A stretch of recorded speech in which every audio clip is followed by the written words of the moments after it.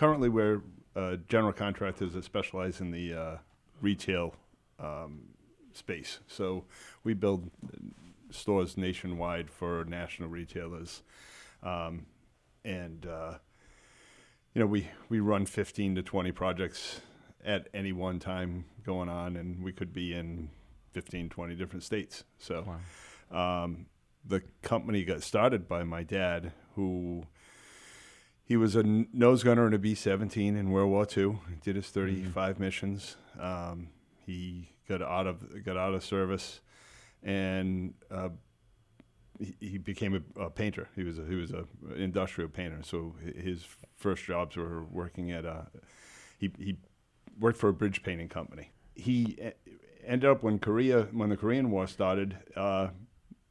Patriot that he was, he wanted to have his Air Force uniform, because in World War II he was Army Air Corps, and he wanted to have his Air Force uniform. So he went back in the Air Force, and he went to Korea, and he was in the Midnight Marauders flying in B-26s. He was either sat co-pilot seat, or if there was a high-ranking guy that sat in the co-pilot, he would be a gunner.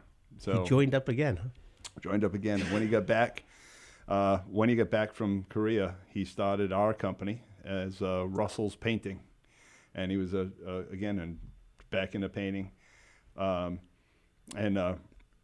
his knowledge of rigging from working on the bridges, he would set up a swing staging. You see him, the window washers. He didn't use ladders. No, window washers use them now in the skyscrapers. But they were done with cables and a lot of electrics and stuff. But then it was block and tackle, and ropes and pulleys, and he set up staging on sides of buildings, and he would paint big industrial buildings.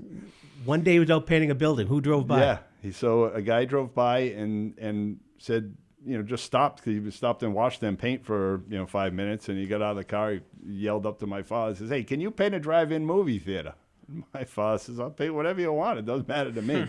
So the guy said, you got some time, come with me. And he gets in the guy's car and brings him down the street to a drive-in movie theater. And my father said, "Yeah, I can paint this. This is no big deal. We can get this done for you." And a couple of days later, my father goes and they paint the drive-in. And the guy comes at the end of that particular day, not expecting to see the drive-in painted, because at that time, carpenters would have to set up a scaffold. The painters the next day would paint, and then the carpenters the third day would take the scaffold down.